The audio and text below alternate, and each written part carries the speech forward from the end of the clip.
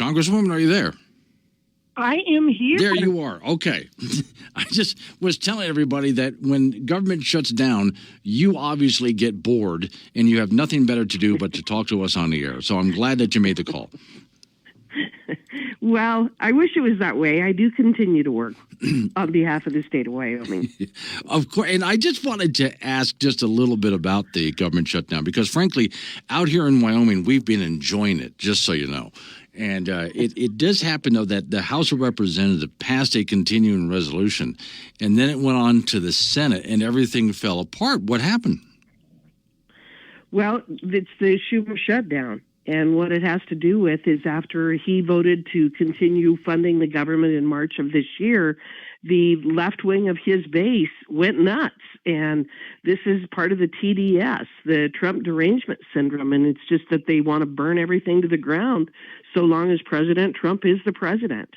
So this is just one more step in that direction. It makes no sense at all. This is spending at Joe Biden levels.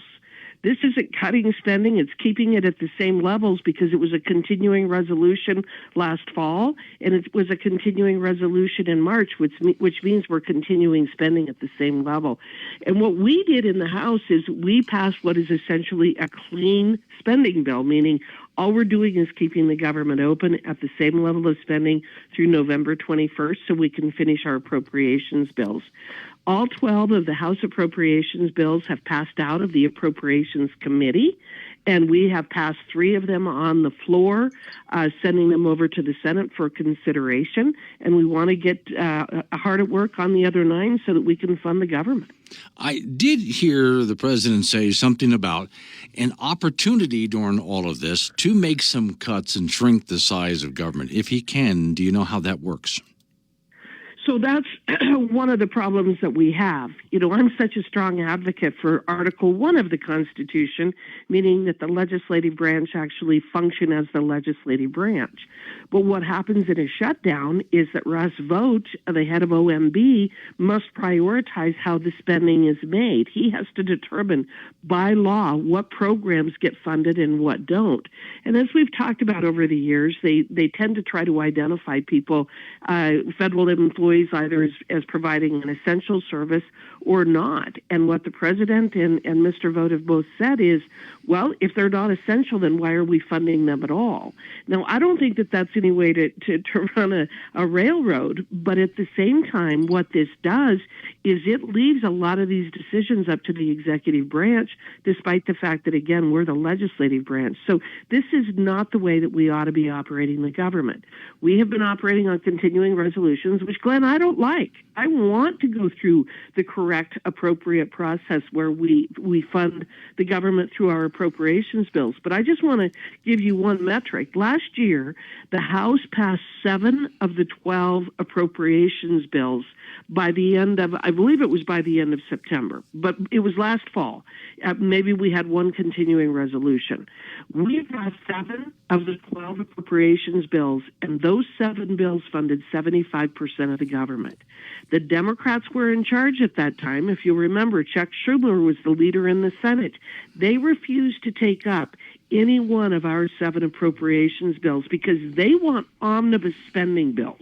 They want 2,500-page behemoths that nobody knows what's in them, with massive upticks in spending.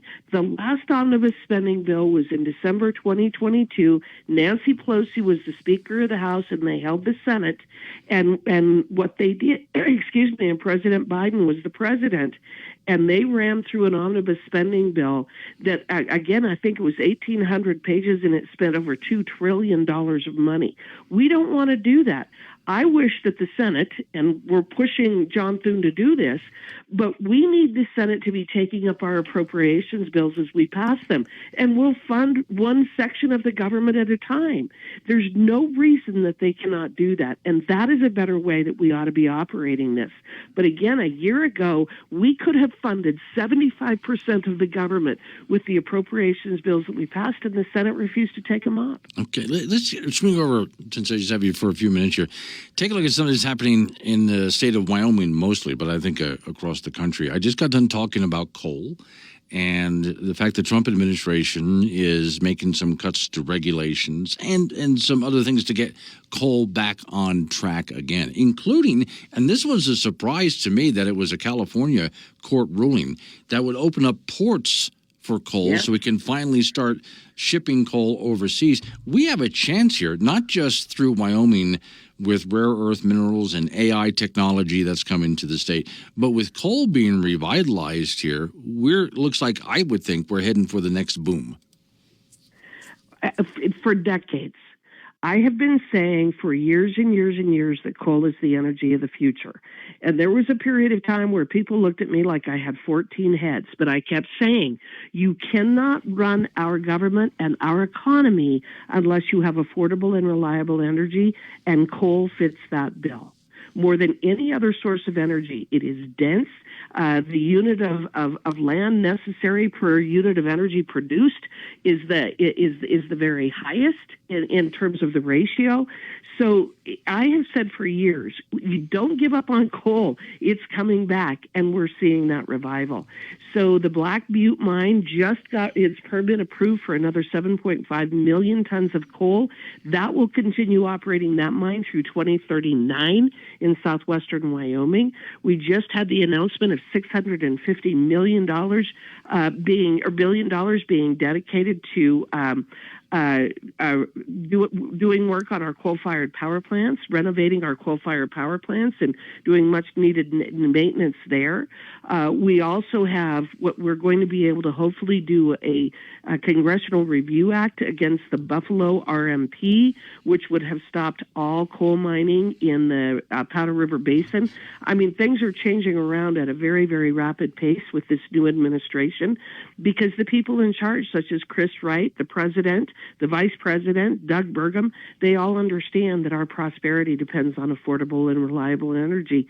And again, coal is going to be at the forefront. Now, I realize when it comes to coal and just land in general, energy, that there's some things that the president can do because a lot of the rules and regulations were just written up by the bureaucracy. How much involvement does Congress need in this? And I expect no help from the Democrats. Well, I'm working on several of these things right now. I have a bill to do a Congressional Review Act on the Buffalo RMP to repeal that. And so I'm working with John Barrasso and Cynthia Lummis to move that forward in the next month or so. So that's one of the things we're doing. I also am working to repeal things such as the endangerment finding. And the endangerment finding is the source of all things global warming. That was done by the EPA. It is the most expensive regulation ever adopted in the history of the United States, simply because of the economic impact that it has had on every state, every business, all government programs. And it was based upon false information, and they cooked the books and bad data and bad models from the very beginning. There wasn't a scientific basis for the endangerment finding. It was a political decision that got rammed through. And that's why I'm very glad that Lee Zeldin with the EPA is in the process of repealing that through a rulemaking. But I want to make that permanent through statutory work as well. I'm doing a little bit of homework. You and I are going to have a longer talk on this at some point. And this is changing subject to water, which I know that you've had done a lot of work on over the years, and the Colorado River. And there seems to be, a lot of that water being used. And the states are getting together and talking once again about water usage and the flow through the Colorado River. Now, I'm not in your league on this. I have a lot to learn. But is there any congressional action on that as well? Because I know that the states are starting to talk about the lack of water, which I think is mostly because of overuse, but you tell me. California will not develop their own water resources. And they have put their head in the sand for years and years and years and years with the idea that they're going to be able to look at their entitlement in the Colorado River as the panacea for everything that they need. Well, first of all, it was a stupid plan of action from the beginning, because regardless of whether the river continues to run today the way it ran 100 years ago when the compact was negotiated, is absolutely beside the point. They need more water than that. But California does such a terrible job of managing their water resources. For one, about 50% of the water that they store in their reservoirs, they release as in-stream flows. That's part of the reason that they don't have water available when they go into drought situations, which we know weather and droughts are cyclical. Everybody with a lick of sense knows that we're going to have dry periods and wetter periods. That's why you have reservoirs. But they release a lot of water out of their reservoirs as in-stream flow for the delta smelt and things like that.